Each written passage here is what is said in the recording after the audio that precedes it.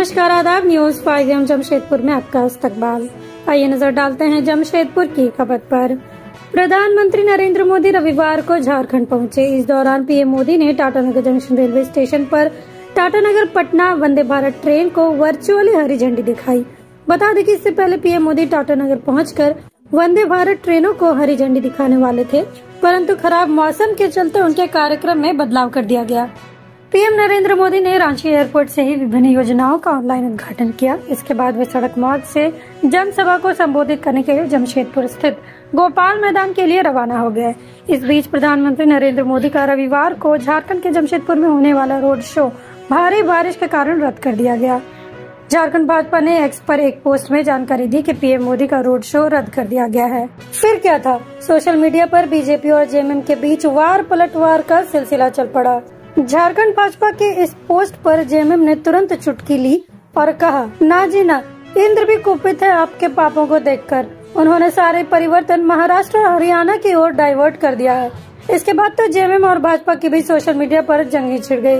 BJP ने JMM के वार पर पलटवार करते हुए उत्पाद सिपाही भर्ती की दौर में युवाओं की मौत को याद दिलाया। झारखंड बीजेपी ने लिखा, पाप की बात आपके मुंह से बिल्कुल भी अच्छी नहीं लगती। शायद उत्पाद सिपाही भर्ती के मृतकों को भूल गए हैं आप, लेकिन उनके परिजन और पूरा झारखंड आपके पाप को नहीं भूला है। और हाँ, माननीय प्रधानमंत्री जी ने वंदे भारत को हरी झंडी दिखा दी है, तो अब आपके बचे हुए 2-4 कार्यकर्ता आराम से आना जाना कर सकते हैं। आपको बता दें, रोड शो भले ही कैंसिल हो गए हो, लेकिन जमशेदपुर के गोपाल मैदान से प्रधानमंत्री नरेंद्र मोदी ने चुनावी शंखनाद करते हुए परिवर्तन रैली में जेएमएम, आरजेडी और कांग्रेस पर जोरदार प्रहार किया। पीएम ने अपने संबोधन में कहा कि झारखंड के 3 बड़े दुश्मन हैं। इनके नाम है झारखंड मुक्ति मोर्चा, कांग्रेस और राष्ट्रीय जनता दल। पीएम मोदी ने कहा कि लोकसभा चुनाव के दौरान मैं झारखंड आया था, तब देश में बड़े बड़े झूठ, बड़ी बड़ी अफवाहें, झूठ बोलने की मशीन और देश को बांटने और तोड़ने वाली ताकतों पर आपका आशीर्वाद भारी पड़ा। उन्होंने कहा कि आपका भरोसा मोदी पर है, मध्यम वर्ग का भरोसा मोदी पर है। इस भरोसे को कायम रखने के लिए मोदी कोई कोर कसर बाकी नहीं छोड़ेगी। पीएम मोदी ने कहा कि झामुमो पर कांग्रेस का भूत चढ़ चुका है। कांग्रेस देश की सबसे महाभ्रष्ट पार्टी है। इसी से भ्रष्टाचार शुरू होती है और झामुमो उसी का साथ दे रही है।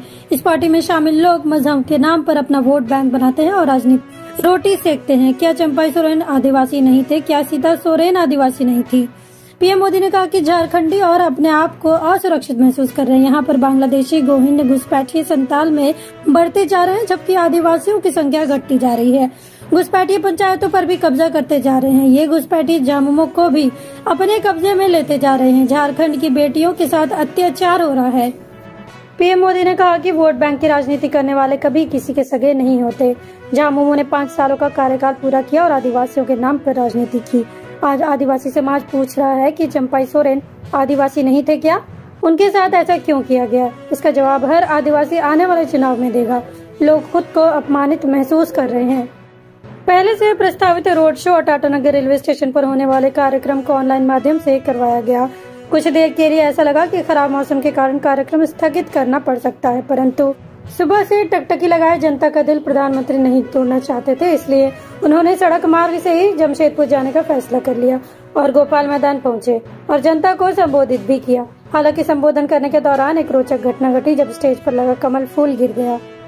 इस बीच कांग्रेस पार्टी का पूर्वी सिंहभूम जिला महासचिव अजय मंडल ने प्रेस बयान जारी करते हुए कहा कि रिगल मैदान में भाजपा का कार्यक्रम में भीड़ नहीं जुटने के कारण प्रधानमंत्री नरेंद्र मोदी सभा पूरी तरह से फ्लॉप हो गई। प्रधानमंत्री नरेंद्र मोदी के जमशेदपुर आने की तैयारी को लेकर सरकार आम नागरिकों के करोड़ों रुपए पानी की तरह खर्च कर बहा दिया गया और फुटपाथ पर दुकान लगाकर अपनी जीविका चलाने वाले गरीब दुकानदारों को तोड़ दिया गया। वंदे भारत जैसे ट्रेन में गरीब लोग सफर नहीं कर सकते हैं। वंदे भारत ट्रेन में पूंजीपति ही सफर कर सकते हैं। प्रधानमंत्री ने वंदे भारत जैसे ट्रेन का उद्घाटन कर पूंजीपतियों को बढ़ावा दिया है। उन्हें गरीब लोगों से कोई मतलब नहीं है। प्रधानमंत्री गरीब विरोधी हैं। उन्हें गरीबों से कोई लेना देना नहीं है। उन्होंने न युवाओं के लिए रोजगार का कोई बात किया, न महंगाई पर कोई बात। पूर्व सांसद सह कांग्रेस के वरिष्ठ नेता डॉक्टर अजय कुमार ने प्रधानमंत्री मोदी पर हमला करते हुए कहा कि आदिवासियों को विश्वास था कि शायद नरेंद्र मोदी परिवर्तन रैली में सरना धर्म कोड लागू करने की घोषणा करेंगे, लेकिन प्रधानमंत्री नरेंद्र मोदी ने सरना धर्म कोड लागू करने की घोषणा नहीं की, जिससे एक बार फिर झारखंड के आदिवासियों को निराशा हुई।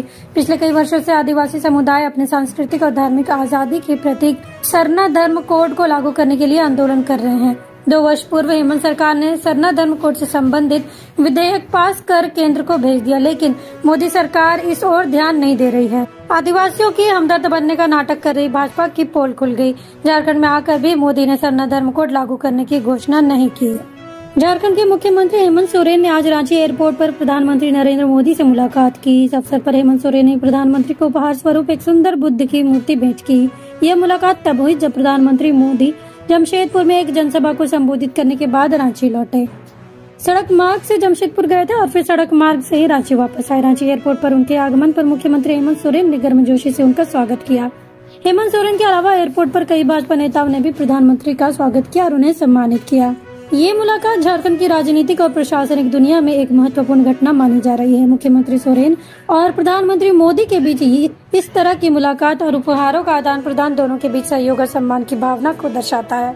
आज प्रधानमंत्री नरेंद्र मोदी कोल्हान दौरे पर थे। पीएम लॉ नगरी जमशेदपुर से झारखंड विधानसभा चुनाव का शंखनाद किया है। झारखंड की राजनीति में फिलहाल कोल्हान मुख्य केंद्र बन चुका है। भाजपा भी झारखंड में सत्ता वापसी के लिए कोल्हान में अधिक से अधिक कमल खिलाने की जुगत में लगी है। लेकिन पीएम मोदी के कोल्हान दौरे से भारतीय जनता पार्टी को कितना फायदा होगा? भाजपा का मानना है कि इससे विधानसभा चुनाव में जरूर असर पड़ेगा। वहीं कांग्रेस और झामुमो का कहना है कि ये केवल एक इवेंट है। कांग्रेस का मानना है कि पीएम मोदी चंपई को लॉन्च करे या फिर किसी और को कर ले, झारखंड से बीजेपी का सुपड़ा साफ होने वाला है। इसकी बानगी लोकसभा में देखने को मिल चुकी है और अब अगले 2 महीने में विधानसभा चुनाव होने वाले हैं, वहां भी देखने को मिल जाएगा। बता दें, पिछले कई चुनाव से झारखंड में सरकार बनाने के लिए कोल्हान की अहम भूमिका रही है। पिछले 24 सालों में सूबे में 7 मुख्यमंत्री बने, जिसमें 4 अर्जुन मुंडा, मधु कोड़ा, रघुवर दास और चंपई सोरेन कोल्हान से ही बने। आंकड़े इस बात की भी गवाही दे रहे हैं कि कोल्हान में दमदार उपस्थिति वाली पार्टी या गठबंधन ही सत्ता पर काबिज होने में सफलता हासिल कर पाती है। 2014 के विधानसभा चुनाव में भाजपा ने कोल्हान की 14 में से 6 सीटें जीती थी। तब जमशेदपुर पूर्वी से विधायक बने भाजपा नेता रघुवर दास सूबे के मुख्यमंत्री बने थे, मगर उसके बाद 2019 में चुनाव में भाजपा को कोल्हान में मुंह की खानी पड़ी थी। पार्टी एक भी सीट नहीं जीत पाई और सरकार बनाने में असफल रही। अब पीएम के दौरे के बाद कोल्हान में भाजपा को कितना फायदा होगा, ये तो चुनावी नतीजों के बाद ही पता चल पाएगा।